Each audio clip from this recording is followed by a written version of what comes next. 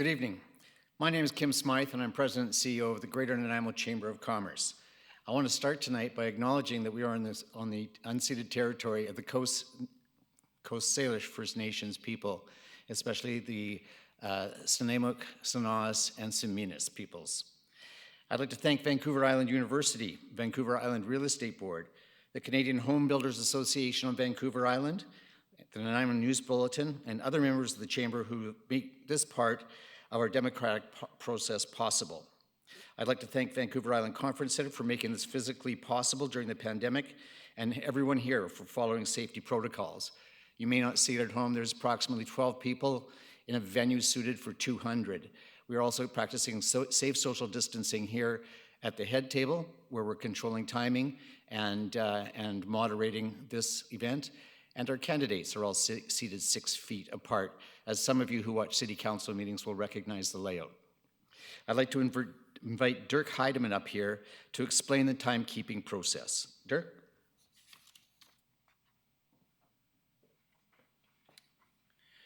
Good evening and welcome.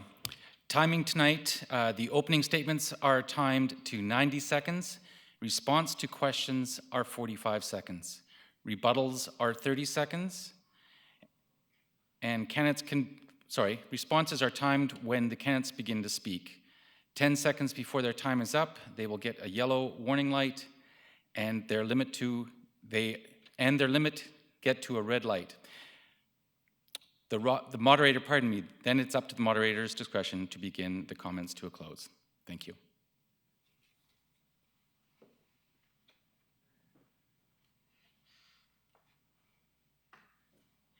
Hello and good evening.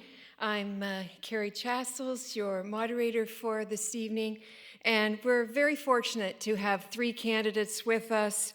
In alphabetical order, we have Kathleen Jones representing the BC Liberal Party, Sheila Malcolmson representing the BC NDP, and Leah Versaevel representing the BC Green Party. Candidates have been briefed in advance on the range of questions, but not the questions themselves. The purpose of this forum is to help viewers get a better idea of how the candidates think on their feet, understand the issues and their party's policies and platform, and interact in a debate environment. Questions were received in advance by the Chamber. Sponsors submitted questions relevant to their enterprise, and a small number of questions were video recorded via Zoom, so we can have a little bit more human interaction in our COVID-19 world. We're going to get started with the candidates' 90-second opening statements. The order was determined by cutting cards earlier in our preparations, and we're going to begin with candidate Versaevel representing the BC Green Party. Thank you, Carrie. My name is Leah Versaevel, and I represent the Green Party in this election.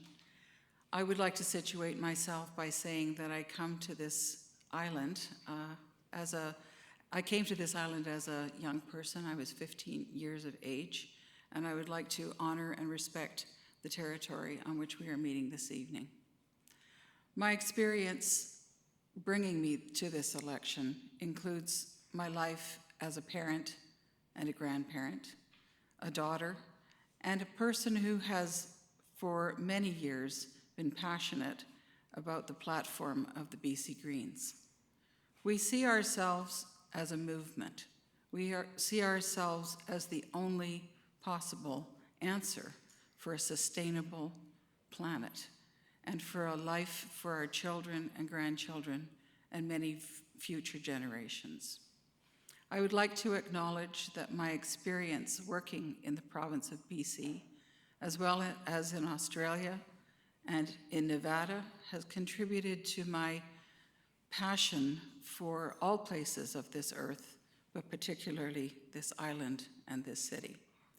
Nanaimo has been a hub for many, many generations. Thank you for including me this evening. Ashka. Thank you, candidate Versaevel. Next, candidate Malcolmson. Thank you. I am honored tonight to be on Nanaimo territory. In British Columbia, we will get through this pandemic together. by taking care of each other. With Nanaimo's support in the by-election, BC has got results here. We invested in people here, in the hospital, in family doctors, in long-term care, in childcare, affordable housing, and we made progress on climate change and coastal protection, education, homelessness, and the overdose crisis. There is much more to do, but thank goodness we've begun fixing the problems caused by 16 years of neglect before the pandemic hit. I hear that from people. People feel safe knowing that Horgan, Dix, and Dr. Henry are working hard to keep British Columbians safe. And that is the choice between us, before us tonight. Who is best to fight the pandemic and to build the economy back better so that it works for people? We can't go back to the BC Liberals and their record of harming people in our community. Deep cuts to the services people need, all for the sake of tax holidays for the wealthiest British Columbians. John Horgan and the BC NDP are committed to better health care for you and your family, including a cancer centre here in Nanaimo, affordability and security in your home and community, and good, clean jobs in a clean energy future. Thank you, Candidate Malcolmson. Candidate Jones. Hi, everybody. I'm Kathleen Jones, your BC Liberal candidate here in Nanaimo. In the past 3 years, I've seen Nanaimo deteriorate dramatically. COVID has touched us all and altered our lives. I don't need my 25 years as a professional social worker to know we have a huge crisis here in Nanaimo. Crime is everywhere. Our homes aren't safe. People are homeless with addiction and mental health issues and need real help. The plans and the policies of the NDP are simply not working. I will advocate for detox and rehab beds, wraparound and support services, tiered residential placements in both wet and dry settings. We need funding for abstinence programs the NDP refused to fund. Due to COVID, many small businesses in our city are hovering on the edge. We've got to keep them up and running. A priority is also to advocate for a tertiary care hospital, cancer and cardiology clinics, and a new patient tower. We need the medical supports here yesterday. I'm not a career politician, but I live in Nanaimo. I care about the city. I want to know all the issues so that I can take them directly to Victoria. The BC Liberals have a plan to restore us to safe neighborhoods, help our most vulnerable, restore confidence, and rebuild BC. I will work and advocate for all of us here in Nanaimo. Thank you, and please vote BC Liberals. Thank you, Candidate Jones. Our first question builds on your opening statements and asks you to identify for us what, in your opinion, is the single biggest provincial issue facing the people of Nanaimo right now, and how will you address this? And a reminder, you have 45 seconds to answer these questions, and I'll start with candidate Malcolmson. Thank you to the moderator and thank you to the Chamber for hosting us. Number one front of mind piece of advice that I'm getting from every person that I talk to in this campaign is how to beat the pandemic, how to keep the success that Vancouver Island has had, and especially, that's the best way for us to build our economy, to rebuild our economy, and how to survive the terrible economic disruption that this has caused. That is the prime directive, and that includes, necessitates deeper investments in healthcare, in long-term care, and in the people to do those jobs. Thank you. Candidate Jones. The number one issue that I hear is the opioid crisis, which has brought on homelessness, addictions, mental health issues. We need to treat the causes and prevent this harm. We need funding for abstinence-based programs, dry and wet housing. We need increased addiction treatment and recovery programs. We've got to recognize that addictions is a medical disorder. We have to increase mental health supports both in schools and with registered psychiatric nurses. The Liberals are going to promote and start an integrated response program with the police. Thank you. Candidate Versaevel. When I'm speaking to people in Nanaimo, They tell me that the most important issue for them is affordable housing. This is because their jobs have been severely impacted by the pandemic, but even before that, people were finding that it was almost impossible to find a place to rent, as well as to meet all the other expectations for their families. We need to work collaboratively across party lines and with municipalities and the federal government to bring comprehensive solutions, long-term solutions to this crisis, the pandemic, as well as to the existing issues that we were facing, including the opioid crisis. Thank you. Candidate Malcolmson, a rebuttal? Thank you. If the BC Liberals believed that this was the most important issue for our community and for our province, then they would have made investments in mental health and addictions during the 16 years that they were in power, sufficient to prevent the total emergency that we're in right now. Give them credit. They did start support for harm reduction. That was necessary. But for them to cut youth treatment beds just as the opioid crisis was cresting is unforgivable, and they called a provincial emergency years too late. Thank you.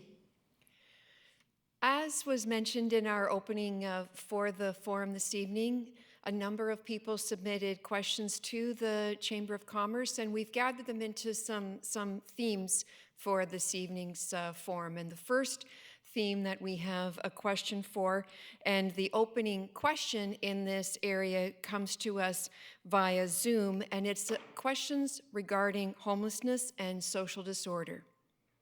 We'll turn our attention to the screens for our Zoom question. Good evening, everybody.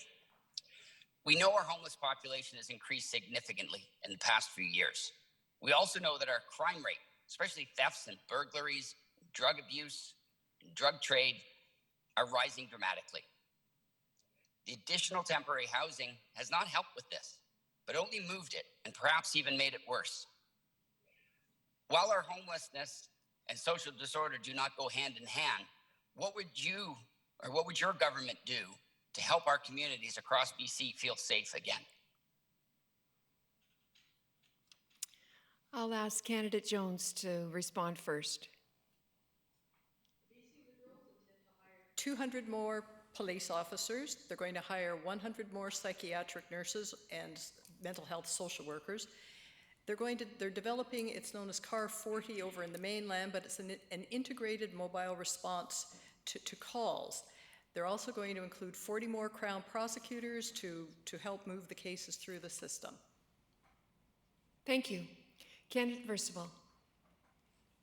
The BC Greens are committed to a comprehensive solution to the situation that the caller has described. We know that there is increasing crime, and this is directly related to the economic crisis that people are facing, the crisis around housing and affordability, and the lack of vision and hope that people are placing in the government as it currently stands. We need long-term, comprehensive solutions, not Band-Aids. That's what we have seen most recently. Thank you. Candidate Malcolmson. Thank you. Homelessness tripled during the 16 years the BC Liberals were in power.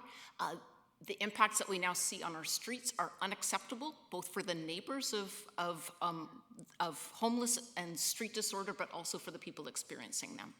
I've brought 3 tools just recently to Nanaimo that most other communities don't have. First is a situation table. This is working with RCMP. It's a tool proposed by the members of the previous government, but not taken up. A homelessness navigation center is going to be piloted in Nanaimo, 60 beds, 24/7 support. And then third, we've just brought a second ACT team to deal with the most intense street mental health. We are working together. It's going to take time. We've got a lot of lost ground to make up. Thank you. Nanaimo has been under extreme pressure from a homelessness phenomenon that has grown exponentially in the last 3 to 4 years, even though the issue has been with us for quite some time. Successive governments seem unable to bring solutions to the challenges. People who need support for issues related to mental health, addiction, illness, injury, disability, aging, poverty, and more require our immediate attention. Tent cities are not the answer. Some 600 people are homeless here in Nanaimo, a number guaranteed to grow if our current actions are considered the norm. What's your and your party's quickest and best fix for our community? And how will you put pressure on Victoria to make that happen for your constituents? Candidate Versaevel.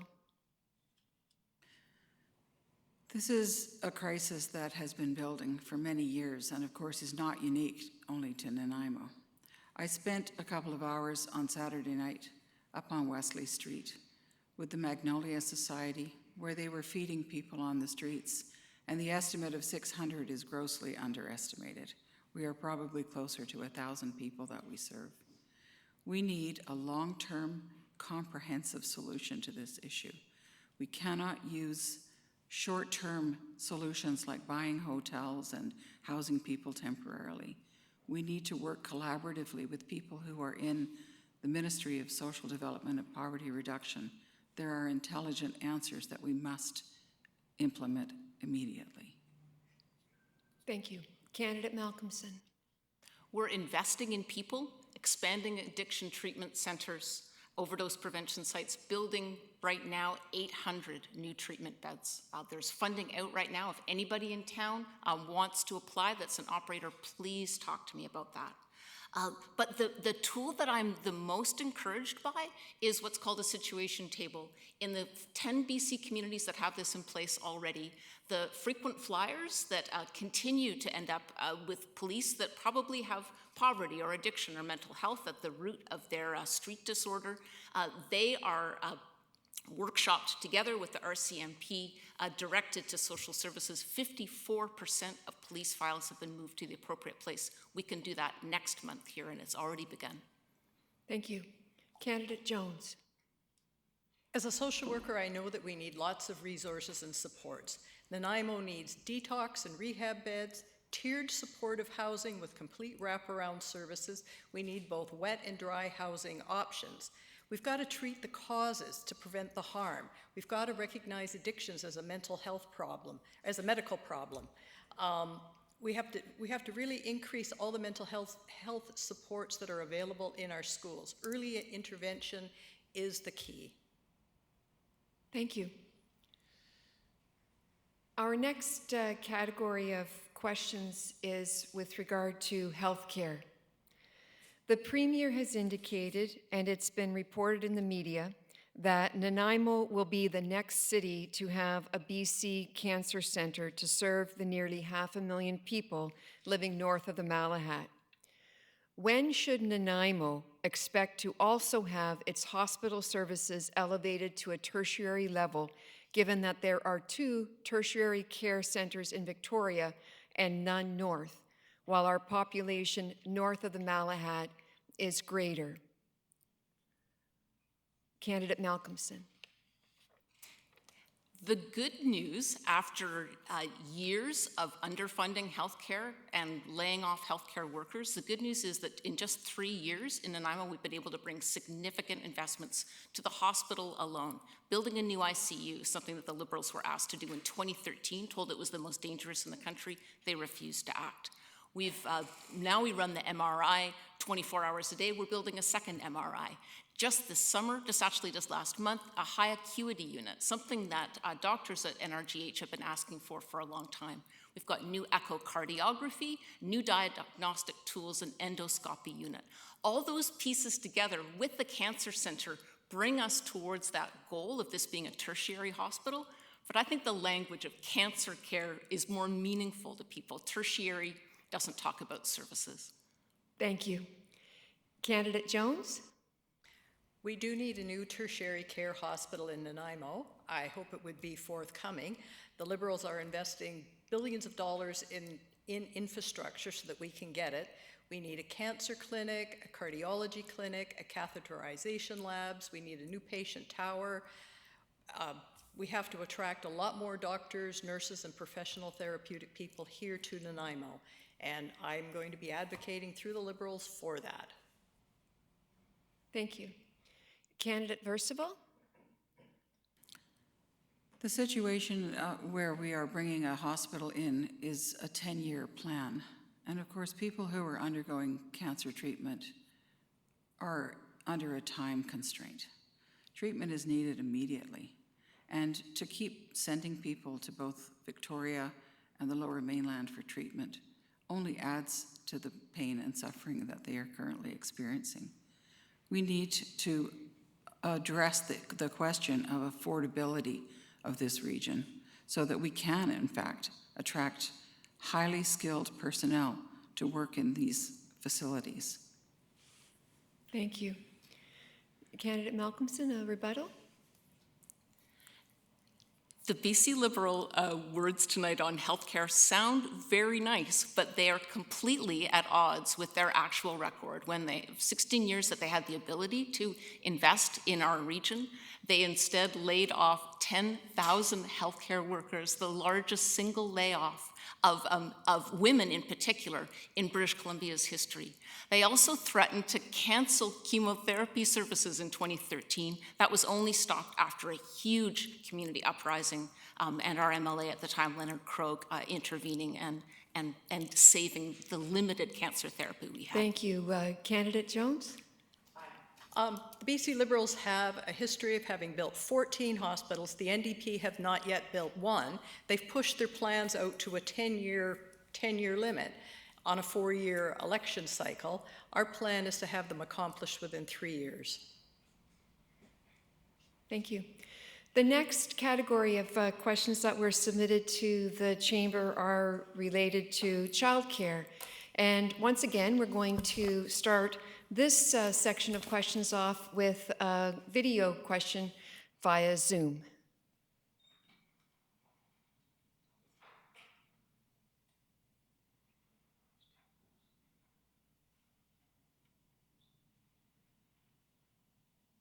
Hi there, my name is Karen Love. I'm the Executive Director for Boys and Girls Clubs of Central Vancouver Island. And I was just wanting to know, so Vancouver Island is no different than the rest of the BC when it comes to, the lack of childcare spaces, other than the fact that many students that come to study here actually leave the island to find work elsewhere in the childcare field. Can you give some insight into how you and your party will continue to support the needs of both parents and the childcare providers on the island to offer not only the much needed spaces, but also incentives and supports to childcare providers that will enable them to hire and retain staff by being able to offer them the wages they deserve? Thank you. Thank you, and I'll turn to Candidate Jones first, please. I think I understood the question with the accent. The BC Liberals are offering $10 a day daycare, and we're committed to creating 10,000 new childcare spaces. We're going to offer a new online application process to help hopefully expedite that for parents, and then if the daycare that they select isn't what or get offered isn't what they want, they don't get bumped to the bottom of the line. We're going to offer training for better qualified childcare workers, expand access to both before and after school care, and offer incentives to employers to develop childcare support for their workers. Thank you. Candidate Versaevel. The BC Green Party has decided that 3 and 4-year-olds are the most vulnerable population in terms of this daycare crisis. We are offering free daycare spaces for 3 and 4-year-olds so that when they are ready to enter the public school system, they are prepared with the skills that they need. We know that $10 a day daycare has been an objective for many, many years. We would like to see some action on this file. Thank you. Candidate Malcolmson. I want to start by saying how great it is that it's all 3 women candidates on this stage. And investing in childcare is the #1 fast track to women's economic equality and fuller participation in the community. So I'm so proud that for Nanaimo alone, we've in just 3 years been able to bring in 772 new childcare spaces. The fee reductions have put $10 million back in the pockets of Nanaimo families. We've topped up wages of early childhood educators, up $2 an hour now. We're also partnering with Vancouver Island University to do a really interesting new way of training up new childcare workers, and we have created more seats for that as well. It's a win-win-win. It's good for small business. It's good for families. It's a real boost to our provincial economy. Thank you. Candidate Jones. Oh, you started with this. Thank you. Sorry, I've lost my place there a little bit. Thank you. And we have a question that was submitted to the Chamber, and on behalf of one of our community members, I ask, the current government has withdrawn financial support from independent homeschools. How do you plan to support those who choose to educate their children at home? Candidate Versaevel. The pandemic has shown us in very short order how we are resilient in terms of offering alternatives to education. We can move away from the infrastructure that has been in place for the last century and support education on many different fronts by creatively addressing the needs of individual children and families. That can embrace all kinds of educational platforms, including independent schools and homeschools.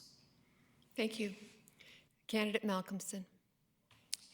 The funding formula for independent schools is an ongoing debate. I hear a lot about this, about whether it is appropriate to put public money into schooling outside the school district system. That aside, the funding still for independent schools is very generous, and there is a fantastic distance learning program offered by School District 68. We're very lucky to have it, and it's in multiple streams. That said, we're in a completely different world of learning and using new technology, and so if local schools here have got a good argument to make and want me to advance that to Victoria, then I'm certainly very happy to build on what they've learned. Thank you. Candidate Jones. All parents know what's best for themselves, within their own family, for their own kids in terms of learning. I know the BC Liberals are committed to upgrading K-9 school facilities. We've got a whole lot of options that are going to be available so that if you choose to send your child to a regular school, hybrid learning, independent situation, or online learning, we're going to be there to support you in whatever is best, whatever works best for yourself and your child and your family. Thank you. The next question comes from one of our forum sponsors this evening, Nanaimo News Now, and the question is on the topic of transportation. The topic of transportation is a constant discussion point in the Mid-Island. Where will your focus be as an MLA to advocate for better transportation options on Vancouver Island and connections to the mainland? Candidate Malcolmson. How many elections have we been talking about the foot passenger ferry? We still are. I'm still a very strong advocate, and we are still having conversations weekly about moving it forward. I'm very proud that our government put it at the front of the line on infrastructure funding, which was a significant step forward. We're still optimistic. But the theme generally is non-automobile transit. Notwithstanding the fact that we've got more electric vehicle charging stations than anywhere in the country, transit and active transport is the priority for our government, and we're very glad to be working with the City Council here in Nanaimo that shares that view. Thank you. Candidate Jones. The BC Liberals are going to commit to almost $31 billion in infrastructure, one of those being our transportation systems.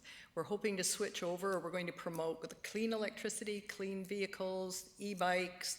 We're looking to increase transit hours on Vancouver Island, and we're going to be reviewing our ferry schedule with a goal of hourly service during the high peak frequency uses. But again, the focus is on going towards electricity and clean vehicles to reduce emissions. Thank you. Candidate Versaevel. The BC Green Party is committed to livable cities, livable, walkable, sustainable communities where people rely less on transportation.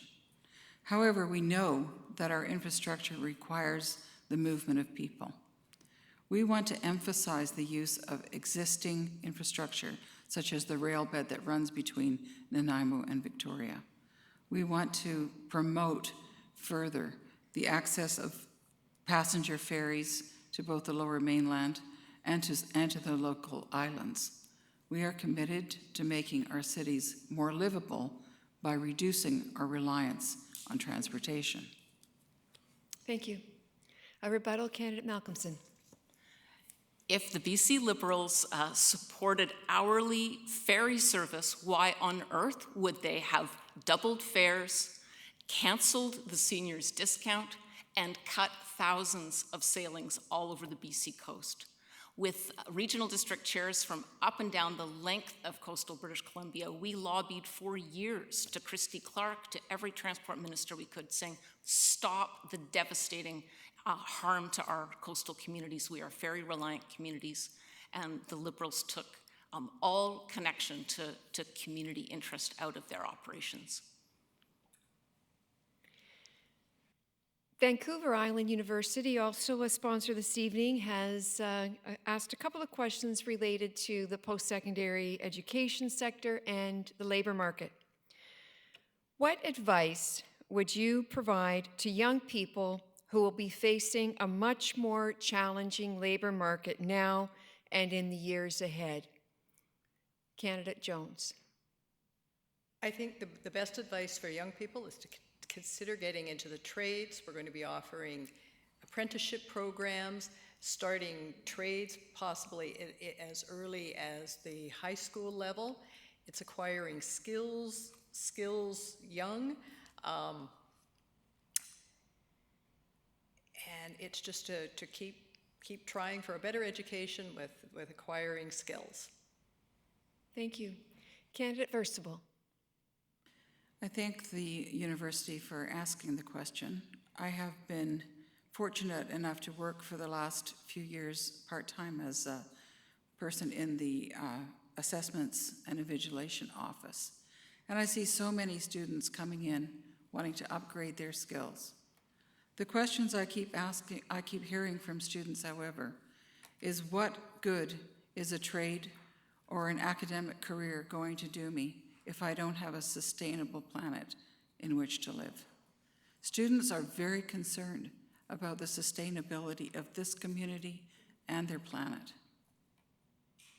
Thank you. Candidate Malcolmson. To students today who are facing a very challenging job market, I think this is a great time to go back to school. The BC NDP have just restored student grants. 40,000 students this fall were able to access a $4,000 grant to go to post-secondary education. That's a program that the BC Liberals cut. We've also eliminated student loans, interest on student loans. That's a saving of $2,300 on average per student. And there are so many more training spots in healthcare, in nursing, in so many aspects of what our province needs. We're reliant on you. We welcome you to innovate and make BC better with us. Thank you.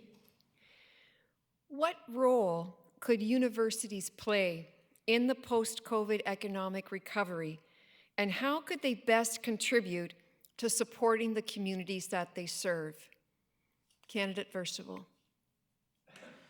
Universities are still bastions of responsibility and research, and we know that we cannot move forward without the evidence that science provides. We know that universities are places of incredible imagination and insight. And we know that students must be encouraged to continue a lifelong educational path. Thank you. Candidate Malcolmson.